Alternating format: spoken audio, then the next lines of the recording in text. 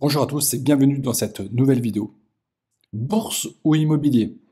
C'est la question que tout investisseur finit par se poser à un moment donné.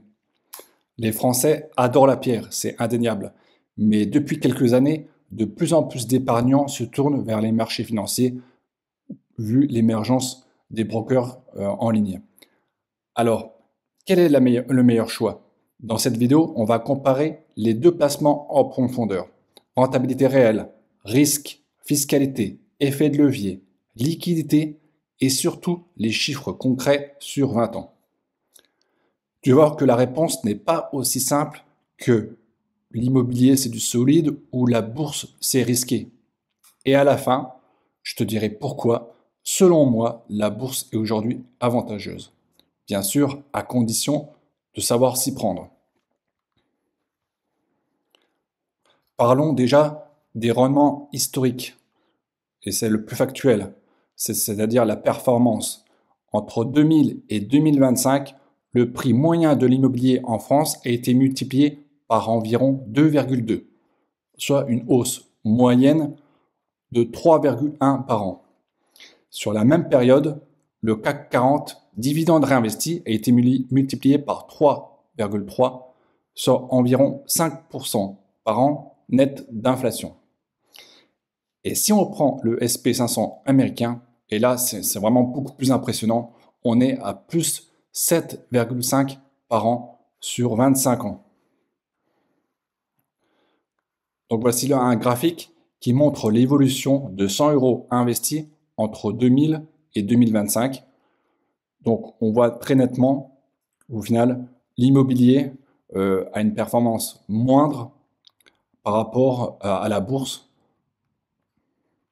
Donc au final, le SP 500 domine très largement le reste des investissements. 100 euros investis dans les années 2000 revient à 450 euros sur le SP 500.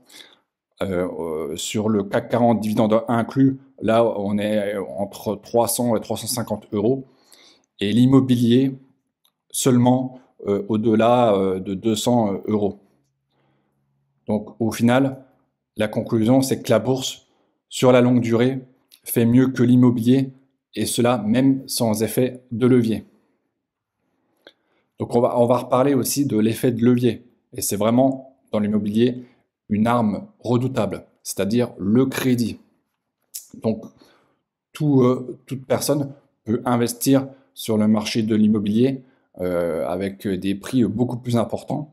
C'est-à-dire qu'on peut acheter un bien de 200 000 euros avec seulement 10% du bien de l'immobilier en apport, soit dans cet exemple 20 000 euros. Et si le bien prend 3% par an, ton rendement sur capital investi grimpe alors dans ce cas de figure à 15% brut grâce à l'effet de levier. Et bien sûr, il faut compter de nombreuses charges, c'est-à-dire les intérêts, les frais notaires, les travaux, les impôts fonciers et les vacances locatives.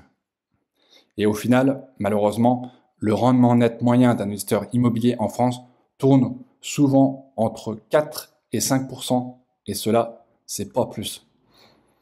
Pendant ce temps, un investisseur boursier discipliné peut obtenir 6 à 7% net annuel sans gérer aucun locataire et avec une certaine forme de tranquillité. Donc ici, on a un graphique comparant les rendements annuels moyens. Donc on voit qu'au niveau de l'immobilier, quand c'est brut, on est à un rendement annuel moyen de 10% et qui retombe à 4,5 lorsqu'on déduit l'ensemble des frais. Et encore, c'est très très gentil, surtout qu'à l'heure actuelle, les prix de l'immobilier sont assez excessifs. 4,5, c'est très bien, très généreux. Et on serait peut-être plus vers les 3%. Voilà. Et sur la bourse, sur le long terme, on est à 6,5.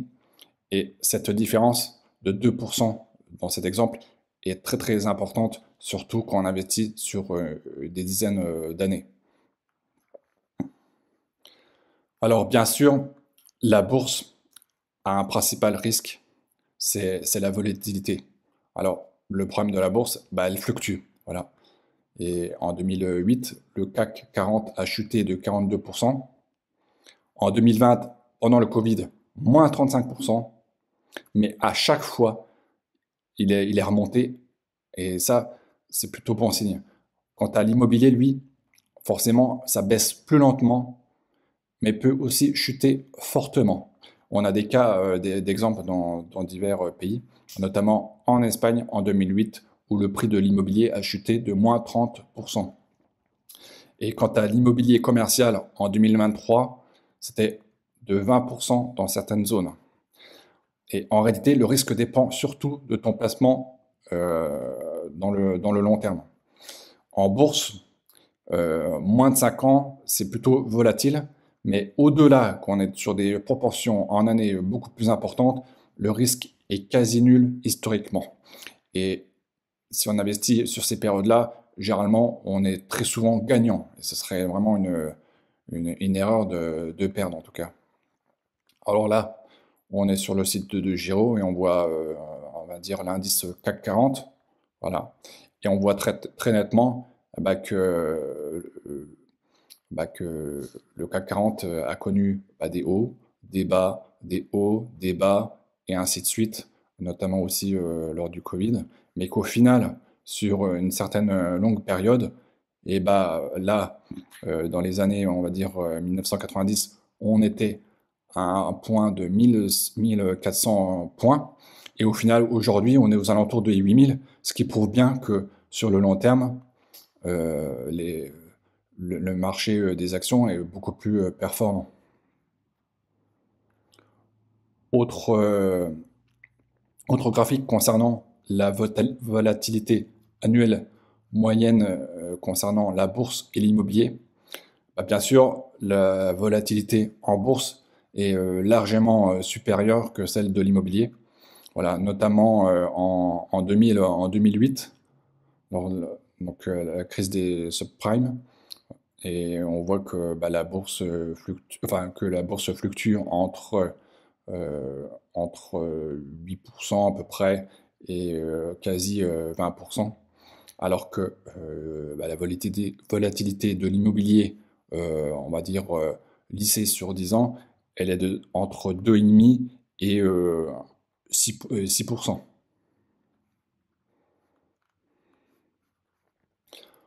Autre point non négligeable, c'est vraiment la fiscalité. Alors, il faut savoir que la France n'aime pas trop les investisseurs rentables. Et en immobilier, les loyers sont taxés à un taux marginal, plus les prélèvements sociaux de 17,2%. Donc on peut amortir ou déduire certains frais, mais la paperasse est très très importante, alors qu'en bourse, il y a uniquement la flat tax de 30% qui s'applique sur les plus-values et dividendes. Et si tu réinvestis via un PEA, tu es exonéré d'impôts après 5 ans. Donc au final, à long terme, la bourse devient nettement plus rentable fiscalement, surtout avec un PEA bien géré. Donc là, on voit le rendement net après impôt. Donc sur de l'immobilier locatif, on est à 3,5%.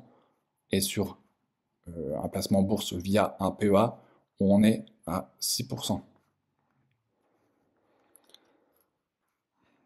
Alors, non, il faut parler aussi de la liberté et des liquidités. Un bien immobilier, forcément, c'est du concret, c'est du physique, mais c'est certainement pas liquide. Et si tu veux vendre, il faut compter plusieurs mois, voire un an, selon la situation du bien immobilier et du prix. Alors qu'en bourse, tu peux vendre instantanément. Il suffit d'aller sur son portefeuille boursier et de faire les achats et ventes directement sur l'application, et cela en quelques secondes, en tout lieu et en tout temps. Et surtout, ce qui est important, c'est qu'il n'y a aucune gestion locative. Aucune galère de plomberie ou de loyer impayé. Et forcément, il y a beaucoup moins de stress et plus de liberté. Et ceux qui ne peuvent pas accéder à l'immobilier, je trouve que au final, la bourse est une opportunité non négligeable. Parlons maintenant du rendement comparé à l'énergie. Alors, l'immobilier, c'est un rendement d'actifs déguisé. Alors, bien souvent, on entend parler que l'immobilier, ça peut être passif sur les biens meublés, et c'est pas tout à fait ça. C'est pas du tout ça même. L'immobilier, c'est quand même rentable, oui, mais c'est très rarement passif. Pour 10% brut sur le papier, tu as souvent des heures à gérer entre les artisans, les loyers, des impayés, des déclarations fiscales complexes et qui évoluent au fur et à mesure du temps et qui deviennent de plus en plus importantes. Et parfois, on a des situations imprévues qui grignotent ton week-end. Et même avec une agence immobilière ou une autre agence de gestion, on reçoit les appels style fuite d'eau, volet cassé, le locataire qui part en plein mois d'août, ou des locataires qui partent au bout de 1 mois après avoir signé le bail. Bref, c'est là qu'on s'aperçoit que le vrai rendement net de stress, c'est parfois seulement 2%. Alors, l'immobilier, c'est un placement à rendement ajusté par la patience. Plus tu veux gagner, plus tu dois t'impliquer. Et c'est un emploi à mi-temps déguisé en investissement. Et ça, il faut bien le reconnaître. Alors qu'en bourse, c'est un rendement en amont plus tranquille. Alors, c'est tout l'inverse. Le travail en amont, c'est d'analyser les entreprises, de diversifier son portefeuille, forcément de se former un peu. Et si on est plutôt bon, et la mécanique tourne. Et là, il n'y a pas de problème majeur. Il n'y a pas de téléphone qui sonne. Il n'y a pas de locataire. Il n'y a pas d'entretien. Ton portefeuille, c'est ton argent. Et là, il faut bien prendre conscience de ce phénomène. C'est l'argent qui travaille à ta place. Et toi, tu récupères ton temps mental. Forcément, quand on a des enfants, on ne peut pas forcément avoir du temps pour faire des travaux ou gérer des locataires. Je pense que le plus simple, c'est justement de détenir des actions en bourse et de pouvoir les gérer plus sereinement et plus librement. Et ce n'est pas un rendement plus fort chaque année, mais un rendement de sérénité invisible sur les graphiques. Et pourtant, c'est souvent le plus important à long terme. Alors là, j'ai un tableau sur le type d'investissement, donc en immobilier locatif et en bourse long terme. Et là, c'est intéressant de voir, c'est qu'en fait, le temps, et par rapport à le temps sur l'énergie par an, est très élevé dans l'immobilier locatif, entre 20 et 50 heures par an, alors que sur la bourse, sur long terme, est très faible, 5 heures par an. Après, bien sûr, 5 heures, c'est faible. Après, pour les plus initiés, forcément, le temps sera beaucoup plus important, mais on sera seulement sur le téléphone ou sur l'ordinateur à pouvoir gérer. Il n'y aura pas cette énergie considérable à mener. Certes, le rendement brut est plus important en immobilier locatif, mais la bourse sur le long terme, c'est du 7% et qui, dans le net, dans le rendement net, en immobilier locatif devient du 4,5, voire moins, et en bourse sur le long terme, ça devient 6,5. Et encore, moi je vise personnellement plus du 8 à 10%. Et au final, le rendement par rapport au temps équivaut à 2%, alors qu'en bourse c'est 6% à l'équivalent. Alors, la conclusion, et c'est mon avis personnel, le vrai gagnant, c'est vraiment le mix. Alors je m'explique. En réalité, il ne faut pas choisir un camp. Je pense qu'il est important dans l'immobilier de posséder sa résidence principale et d'avoir quelques biens en locatif. Je dis bien quelques biens, sur des biens bien situés avec une population locative intéressante, c'est-à-dire des étudiants ou des gens qui souhaitent résider à un temps court pour du loisir ou du tourisme. Donc l'immobilier apporte la stabilité, l'effet de levier et la protection contre l'inflation. Tandis que la bourse offre une certaine forme de liquidité, un rendement à long terme et une fiscalité plus avantageuse. Alors, dans des périodes de taux élevés, l'immobilier ralentit, c'est ce qu'on voit à l'heure actuelle, et la bourse prend le relais. Et quand les marchés sont sous pression, la pierre rassure et protège son patrimoine. Alors je pense qu'il faut à la fois combiner les deux. La situation en France est très complexe. Euh, on ne peut pas dire que posséder de l'immobilier, ça soit intéressant actuellement. Je reviens sur mon propre exemple. Je suis propriétaire de ma résidence principale. Je suis propriétaire d'une maison que je loue en meublé pour les vacances et aussi d'un appartement que je loue en meublé sur tout le long de l'année. Et ce que je m'aperçois au final, on va dire sur l'espace d'un an, la charge fiscale qui est de plus en plus lourde. Alors, à titre d'exemple, moi, j'ai déjà dans la commune de mon appartement, ils ont augmenté de 20% la fiscalité. Je ne sais pas si vous vous rendez compte, 20%. Voilà. Et ça, c'est sans compter le cumul au fur et à mesure des années. Et ça devient une forme de pression fiscale importante. Concernant ma maison qui se situe en campagne, alors là c'est complètement différent. C'est que au final, euh, j'avais l'ordure ménagère qui était intégrée dans le foncier et ça a été détaché du fait que la commune a cédé la compétence à la communauté de communes et du coup les ordures ménagères représentaient 100 euros et ils ont augmenté cela à 100% et je paye aujourd'hui 200 euros pour les ordures ménagères, en sachant que je payais 100 euros pour 52 levées, et aujourd'hui, je paye 200 euros pour seulement 12 levées. Et en plus de ça, et c'est ça qui est incroyable, c'est que c'est une résidence secondaire. Je n'utilise pas les mêmes services que les autres, c'est-à-dire une famille avec des enfants.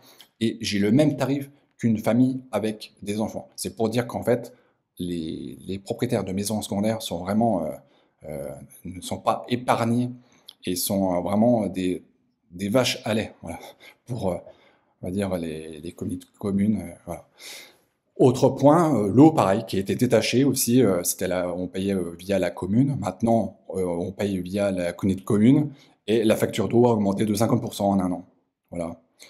Et au niveau État, moi je loue surtout des biens meublés, donc je profitais de l'abattement à 50%. Aujourd'hui, j'ai plus l'abattement à 50%, c'est descendu à 30%. Et au niveau du PIC, le plafond a été vraiment baissé. Et au lieu que ça soit, il me semblait que c'était 70 000, maintenant c'est plutôt 15 000 euros.